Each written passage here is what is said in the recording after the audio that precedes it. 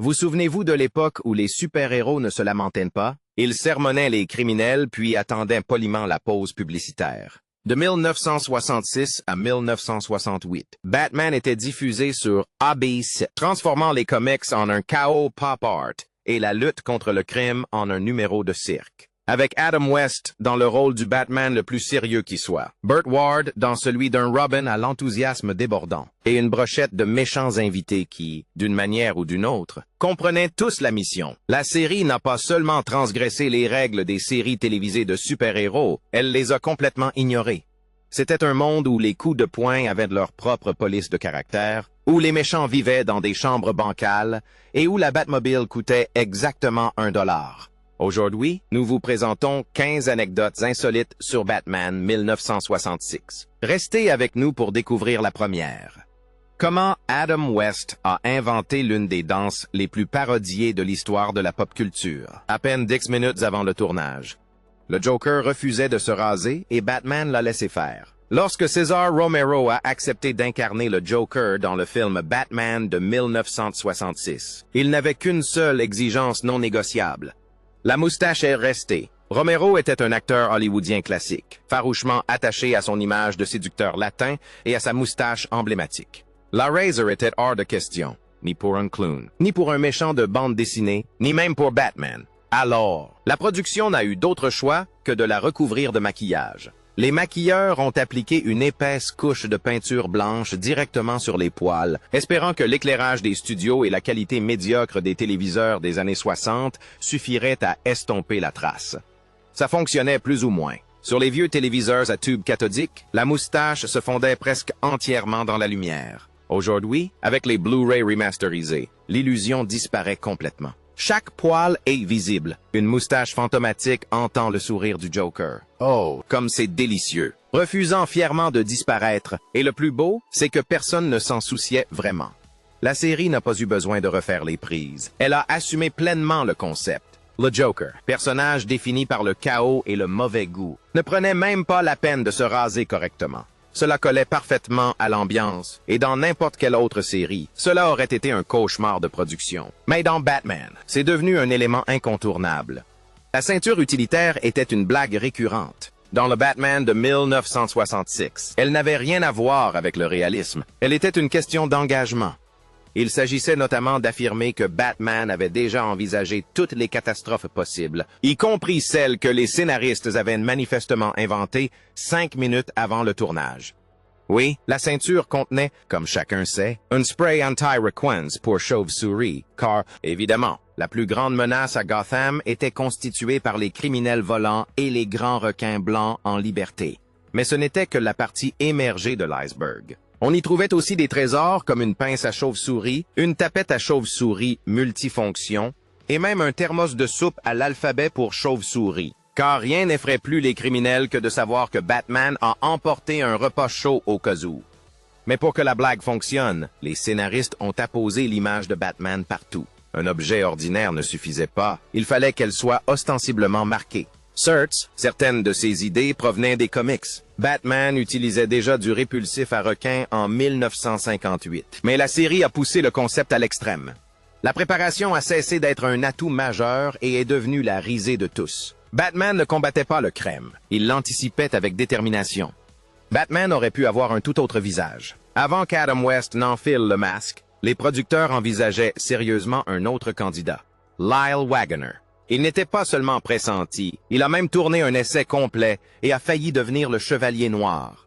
Et franchement, Waggoner était parfait. Grand, beau, la mâchoire carrée, il semblait tout droit sorti d'une BD. Son interprétation de Bruce Wayne était sérieuse, héroïque et sincère. Le problème, c'est que le scénario l'était tout autant. Et c'était là le hic. Les producteurs ont fini par comprendre que la série n'avait pas besoin d'un super-héros traditionnel, mais d'un personnage sérieux qui comprenait qu'il était plongé au cœur de la folie pop art et qui refusait de l'admettre.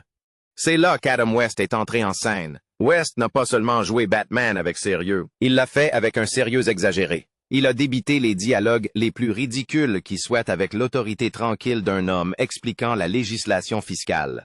Peu importe, Robin. Cet argent servira à construire de meilleures routes. Nous devons tous faire notre part. Une conviction pure et simple, sans la moindre ironie. Et soudain, l'absurdité a fonctionné. Le déclic final est venu d'un endroit improbable. Une publicité pour Nestlé Quick. Le producteur William Dozier a vu West incarner un espion à la James Bond nommé Capitaine Q et a tout de suite compris. West pouvait parodier des genres sérieux sans jamais perdre son personnage. Et c'était là le secret de la réussite. Quant à Wagoner, la perte de Batman ne l'a pas freiné. Il est devenu un pilier du Carol Burnett Show pendant 7 ans, s'imposant comme une figure emblématique du sketch comique. Et, ironie savoureuse, il a tout de même rejoint l'univers DC, mais pas à Gotham, dans le rôle de Steve Trevor dans Wonder Woman. La Batmobile était littéralement une supercar à $1. La Batmobile n'était pas à l'origine un chef-d'œuvre de lutte contre le crime, mais un prototype oublié de la Lincoln Futura de 1955. Un prototype expérimental dont Ford ne voulait plus, qu'il ne pouvait plus utiliser et qu'il avait mis au rebut, le considérant comme une épave élégante. Le légendaire préparateur automobile George Barris l'acheta pour la somme symbolique $1, et ce fut la panique. Barry souhaitait initialement construire une Batmobile de A à Z, mais le studio lui imposa un délai terrible. 3 semaines et 21 jours pour créer une voiture de super-héros pour une série télévisée qui n'avait même pas encore été diffusée. Partir de zéro était impossible. Alors Barris jeta un coup d'œil aux ailerons massifs et à la verrière en forme de bulle de la Futura et décida de la rendre extravagante. De cette folie naquit l'un des véhicules les plus emblématiques de l'histoire de la télévision. Peinture noire de Jay, Phoenicians Rouges, omniprésence du thème de la chauve-souris. La Batmobile avait l'air rapide, mais elle ne l'était absolument pas. En raison de sa lourde carrosserie en acier, de sa surchauffe constante et de sa tendance à crever les pneus, sa vitesse de pointe était limitée à environ 70 km par heure. Les courses-poursuites à grande vitesse n'étaient que des effets spéciaux du montage, et Adam West qui faisait semblant que la Batmobile pouvait distancer la circulation. Mais au fond, rien de tout cela n'avait d'importance. La Batmobile n'avait pas besoin de vitesse, elle avait une présence. Elle a défini l'esthétique de la série et est devenue aussi légendaire que le costume de Batman lui-même. Les méchants étaient littéralement filmés de travers. Dans cette série, le bien et le mal n'étaient pas définis par les dialogues ou les costumes, mais par la géométrie.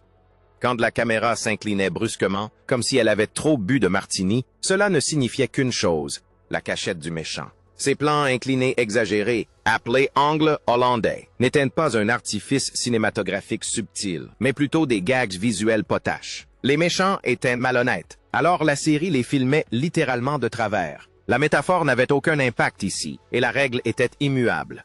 Le manoir Wayne restait parfaitement horizontal. Le commissariat de Gotham City était droit comme un I, mais dès qu'on découvrait un repère rempli d'accessoires démesurés, de sbires aux couleurs distinctes, et d'un cerveau criminel en costume assorti, la caméra se penchait tellement qu'on aurait presque cru qu'il fallait une ceinture de sécurité. Et ces angles de vue n'étaient pas choisis au hasard.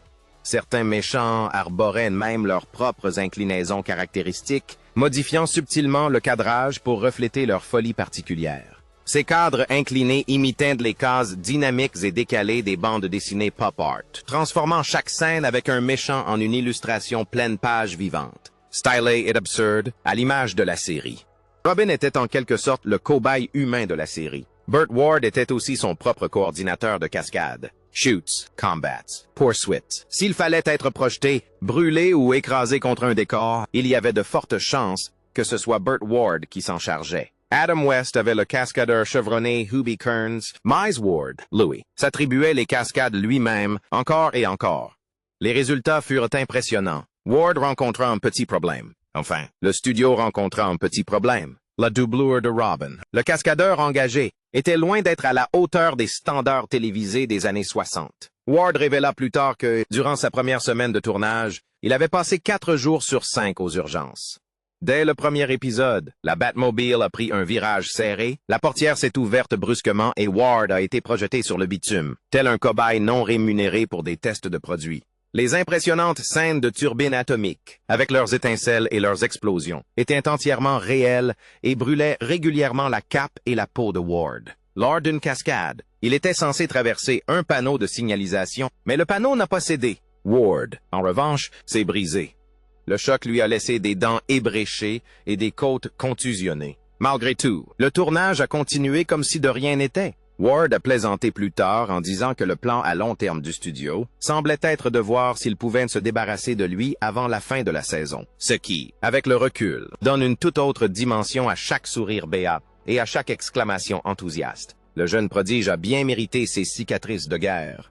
L'homme mystère a failli disparaître pour une histoire de salaire. Frank Gorshin était l'interprète de l'homme mystère dans le Batman de 1966. Comment était-il devenu si attachant? Nerveux, maniaque et riant comme un homme qui aurait bu 6 expressos et découvert le crime. Il est instantanément devenu l'un des méchants les plus populaires de la série et une des principales raisons pour lesquelles les téléspectateurs restaient fidèles.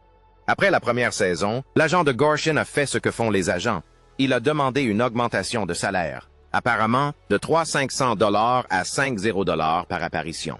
Au lieu de céder, la production a tenté une approche audacieuse. Ils ont repris un scénario écrit pour le Sphinx et l'ont rapidement remanié pour en faire un tout nouveau méchant, le Casse-Tête, incarné par Maurice Evans. Mêmes énigmes, même énergie, même idée, seul le nom change. Les téléspectateurs n'ont pas été dupes. Les audiences ont chuté et les fans se sont plaints. Ce changement a eu l'effet d'un gadget inutile. John Astin a également incarné le Sphinx dans un arc narratif en 2 parties durant l'absence de Gorshin. Et ensuite, on parlera de l'argent que vous avez volé aux pauvres. Petit prodige, parce que vous et votre acolyte, vous allez me voir partir. Finalement, la réalité a triomphé. Gorshin et le studio parvinrent à un accord, et il revint dans la saison 3 pour un épisode final intitulé Ring Around the Riddler. C'était un tour d'honneur, une offrande de paix, et un aveu discret que la foudre ne frappe jamais 2 fois au même endroit, surtout quand elle rit hystériquement dans un costume vert. Batman a tiré une leçon importante de cette expérience. On peut changer le nom d'un méchant, on peut réécrire le scénario, mais on ne peut pas remplacer un génie maniaque par des calculs budgétaires. Batman a failli ne jamais être diffusé à la télévision. Avant même sa première diffusion, les tests de Batman ont été si catastrophiques que les dirigeants d'ABC ont paniqué en secret. Les téléspectateurs test devaient évaluer la série en temps réel à l'aide de cadrans. D'abord, la séquence de contrôle, un dessin animé de Monsieur Magoo, a fait grimper les audiences. Et tout le monde était ravi. Puis, Batman a commencé, et les audiences ont chuté brutalement. Les téléspectateurs étaient perplexes. Ils n'en comprenaient pas le ton. Le pilote a obtenu un score légèrement supérieur à 40%. À titre de comparaison, les séries qui réussissaient atteignaient généralement les 65%. Ces audiences test figuraient parmi les plus faibles de l'histoire d'ABC. Les dirigeants estimaient, semble-t-il, être confrontés à un fiasco retentissant et coûteux. En général, une série disparaît discrètement dans ce genre de situation, mais Batman avait un problème.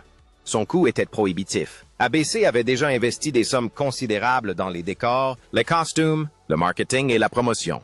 L'annuler purement et simplement aurait signifié une perte totale. Alors, au lieu de tout arrêter, la chaîne n'eut d'autre choix que de diffuser l'épisode et de croiser les doigts. Puis, le 12 janvier 1966 arriva et tout bascula. Dès que le public découvrit Batman dans son contexte, avec une promotion adéquate et en comprenant son côté volontairement absurde, la série connut un succès fulgurant. Plus de la moitié des foyers américains étaient branchés, soit 51% de part d'audience. Pratiquement tout le pays regardait le spectacle simultanément. Batman n'a pas survécu grâce à la conviction des dirigeants, mais parce que la série était trop étrange, trop coûteuse et trop avancée pour être arrêtée. Et parfois, c'est précisément ainsi que s'écrit l'histoire de la télévision. Batgirl a été ajoutée pour redonner du souffle à Batman. En 1967, la Batmania commençait à s'essouffler, et ABC s'inquiétait. Batman était toujours aussi exubérant, coloré et extravagant, mais le phénomène culturel qui avait jadis captivé l'Amérique en milieu de semaine était en train de s'estomper. La chaîne a été claire. Soit on changeait quelque chose, soit on annulait tout. Les producteurs ont donc opté pour une solution télévisuelle classique, ajouter Batgirl. Yvonne Craig fait son entrée dans la saison 3, incarnant l'alter ego justicière de Barbara Gordon. Batman et Robin accueillent une nouvelle partenaire, Yvonne Craig, alias Batgirl. Ce changement visait à séduire un jeune public féminin et à répondre aux critiques reprochant à la série d'être trop masculine. Même avec des gadgets, elle était intelligente, compétente, indépendante et présentée comme un modèle féminin positif. Pour convaincre, les producteurs ont même filmé une présentation spéciale de 8 minutes à l'intention des dirigeants d'ABC, prouvant que Batgirl pouvait fonctionner aux côtés de Batman et Robin. L'idée a fait mouche et la série a été renouvelée pour une ultime saison. Mais le destin a frappé de plein fouet. L'objectif initial était d'attirer les filles, mais le costume violet élégant de Batgirl, ses entrées en moto et la grâce athlétique de Craig, après tout, c'était une ancienne ballerine, ont eu un tout autre effet. L'audience masculine a explosé. Les pères sont restés scotchés à l'écran. La chaîne a discrètement cessé de poser trop de questions. Batgirl n'a pas sauvé Batman pour toujours, mais elle a prouvé une chose. Les solutions de facilité à la télévision fonctionnent parfois, même si ce n'est jamais pour les raisons escomptées. C'est Pow et ses zaps étaient un chaos savamment orchestré. Ces cris de guerre colorés qui s'écrasaient à l'écran étaient soigneusement sélectionnés, comptabilisés et agencés comme une garde-robe de créateurs pour point. La série utilisait plus de 80 onomatopées uniques. Pow et zap étaient les éléments les plus utilisés. Mais les auteurs et les monteurs y ajoutaient des onomatopées bizarres et ponctuelles pour maintenir l'étrangeté. Ces mots existaient pour une raison très pratique. ABC craignait que les scènes de combat soient trop violentes pour les enfants. Alors, au lieu de couper l'action, la série l'a masqué avec des onomatopées de bande dessinée. Soudain, les coups de poing n'étaient plus des coups de poing, mais de l'art pop, de la violence transformée en typographie éducative. Le choix des couleurs n'était pas le fruit du hasard. Les rouges, jaunes et bleus éclatants reflétaient l'explosion du pop art du milieu des années 60. Évoquant l'esthétique d'artistes comme Roy Lichtenstein et Andy Warhol. Chaque combat prenait des allures de cases de bande dessinée animée avec un volume sonore tel qu'on en oubliait presque que Batman et Robin ne se frappaient manifestement dans le vide. Ces effets du visuel ont été ajoutés en post-production. Adam West et Burt Ward devaient frapper dans le vide, en synchronisant parfaitement leurs coups et leurs réactions, faisant confiance au monteur pour placer le bon coup au bon endroit plus tard. Tous les méchants invités étaient payés exactement de la même manière. Sur le Batman de 1966, la notoriété n'était pas synonyme de salaire plus élevé. Si vous étiez crédité comme méchant invité spécial, votre cachet était fixe. Pendant que Batman et Robin sont en vacances, Chandel Ritt, point final. L'accord était simple. Les méchants invités étaient payés. Un 250 $ par épisode de 30 minutes. Comme Batman faisait presque toujours s'enchaîner les intrigues de ses méchants sur un suspense insoutenable du mercredi au jeudi, cela représentait un joli pactole de 250 $ pour chaque histoire en 2 parties. Même salaire, même contrat, aucune négociation. Et voici le plus surprenant. Ce tarif unique s'appliquait aussi bien aux acteurs de second rôle qu'aux légendes du cinéma. Vincent Price, Liberace et Eli Wallach ont tous touché le même cachet pour affronter le duo de choc. Acteurs nommés aux Oscars. Stars des salles de concert et vedettes de films prestigieux étaient financièrement égaux dès leur arrivée à Gotham. Cette uniformité était délibérée. Les producteurs voulaient une rotation constante des méchants, pas une série bloquée par des exigences salariales. Si on voulait participer, il fallait accepter le cachet, enfiler le costume et s'investir à fond. On pouvait conquérir Gotham, mais pas le contrat.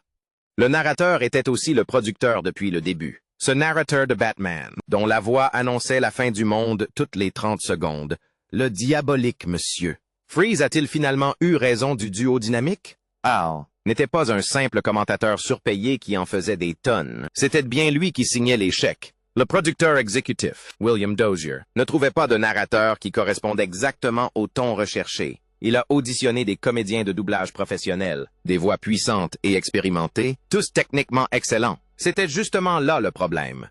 D'après Dozier, ils étaient trop bons, il a déclaré, non sans une certaine ironie, qu'aucun d'eux n'aurait pu le faire correctement, car il ne supportait pas d'être aussi mauvais. Alors, il s'en est chargé lui-même. Dozier s'est glissé derrière le micro et a livré la narration d'une voix haletante et excessivement dramatique, traitant chaque scène comme une urgence nationale. Est-ce que la fin tragique de notre duo de choc? Réponse demain soir. Même heure, même chaîne. Il a même utilisé un faux nom, Desmond Doomsday, pour garder le secret. Ce pseudonyme est apparu sur la bande originale de Batman et dans des notes de production interne, tandis que Dozier prétendait n'y être pour rien. Et Dozier ne s'est pas arrêté là. Il a conservé exactement le même style de narration pour le frêlon vert, ce qui a largement contribué à faire de Bruce Lee une star aux États-Unis. Même voix, même intensité, même urgence haletante. Celui qui ne trouvait personne prêt à adopter un ton aussi caricatural est devenu la voix de Gotham. Robin improvisait ses répliques sacrées. Ses légendaires accès de folie, « t'es sainte machin », ont vu le jour dans la salle des scénaristes. Le principe était simple. Un incident survient. Batman garde son calme, et Robin perd la tête en lançant un « Saint-Machin ». Insérez un nom absurde ici. Et Saint-Cendrier, Saint-Papier tue mouche. Mais si les scénaristes ont inventé la blague, Burt Ward, Louis, l'a exploité à fond. On l'encourageait à improviser ses propres variations sur le plateau, à inventer tout ce qui sonnait drôle, correct it memorable, pourvu que ça corresponde à un jeune prodige qui tente de gérer le danger à plein volume. C'est ainsi que la série nous a offert des perles comme Saint Ravioli, Saint Trou dans un beignet et un défilé de références de plus en plus loufoques à la nourriture, aux mathématiques et au vocabulaire. Certaines répliques étaient écrites, mais beaucoup étaient improvisées par Ward juste avant le tournage. Ce mélange permettait de garder les dialogues spontanés. Ward lui-même ignorait parfois quelle réplique allait suivre avant de la prononcer. C'est devenu l'un des gags récurrents les plus efficaces de la série. Batman restait imperturbable, les méchants complotaient, et Robin transformait chaque crise en un feu d'artifice verbal, mi-écrit, mi-improvisé. NBC voulait sauver Batman jusqu'à ce que quelqu'un rase la Batcave. Après l'arrêt de la série par ABC en 1968, elle n'était pas encore tout à fait morte. En coulisses, on espérait vraiment qu'une autre chaîne la reprenne. Et pendant un bref instant, NBC sembla prête à jouer les sauveuses. Puis, la Batcave disparut. Après l'annulation, les producteurs ont fait ce que font souvent les studios lorsqu'ils pensent qu'une série est définitivement terminée. Ils ont attendu un peu. Faute d'offres de reprise immédiate, ils ont pris une décision radicale. Les décors ont été démolis. Ross's, la Batcave, le manoir Wayne, tout a été réduit en ruine. 2 semaines plus tard, NBC a officiellement repris la série. Oui, 2 semaines. NBC aurait manifesté son intérêt pour le retour de Batman pour une 4e saison. Mais lorsque les dirigeants ont appris que les décors avaient déjà été détruits, ils ont fait leurs calculs. Reconstruire la Batcave à elle seule coûterait des centaines de milliers de dollars. Recréer le manoir Wayne, encore plus. Soudain, sauver Batman n'était plus un simple caprice nostalgique, mais un projet de construction extrêmement coûteux. NBC a refusé. La tentative de sauvetage a échoué, non pas par manque d'audience, ni par démission des acteurs, mais parce que quelqu'un a agi trop vite, comme avec un bulldozer. Adam West et Burt Ward ont tous deux déclaré plus tard être stupéfaits de la rapidité avec laquelle le studio avait effacé tout l'univers physique de la série, compromettant ainsi tout avenir. Au final, le Chevalier Noir n'a pas été vaincu par un super-vilain. Il a été mis hors de combat par un concours de circonstances malheureux et une équipe de démolition particulièrement motivée. Le Batoussi n'était pas prévu au scénario. On a gardé le meilleur pour la fin, car il résume parfaitement tout ce qui est à la fois étrange et merveilleux dans cette émission. Le Batoussi, cette danse qui a inspiré des milliers de parodies, n'était pas dans le scénario. Aucun scénariste n'en avait parlé, aucun chorégraphe n'avait imaginé la scène. Adam West l'avait entièrement improvisé, apparemment une dizaine de minutes avant le tournage. D'après West, l'inspiration lui venait de photos de magazines et de ce qu'il avait vu dans les boîtes de nuit. Pendant les répétitions, il s'est mis à expérimenter des mouvements exagérés et déséquilibrés, les bras levés, les doigts encadrant son visage, tel un danseur de go-go masqué qui aurait malencontreusement rejoint un gangster. Les producteurs auraient pu l'arrêter, mais ils l'ont laissé faire. Le nom était un jeu de mots avec le Watusi, une danse à la mode des années 60, ce qui a rendu le sketch encore plus percutant. Le public a immédiatement compris la blague. Voilà le plus grand détective du monde, impassible et sérieux à 100%, se déhanchant comme s'il s'était trompé de soirée et refusait de partir. Des décennies plus tard, le Batoussi est immortel. Pulp Fiction et Fate Reference. Les Simpsons le parodient, et il est devenu synonyme de super-héros faisant quelque chose de glorieusement ridicule. Adam West a improvisé une danse loufoque, et, contre toute attente, elle est devenue culte. C'est le pouvoir de s'investir à fond dans un sketch. Et voilà. King's Anecdotes Insolites sur Batman 1966. Laquelle vous a le plus surpris? Dites-le nous en commentaire. N'oubliez pas de vous abonner et de partager cette vidéo avec un ami fan du Chevalier Noir. À bientôt!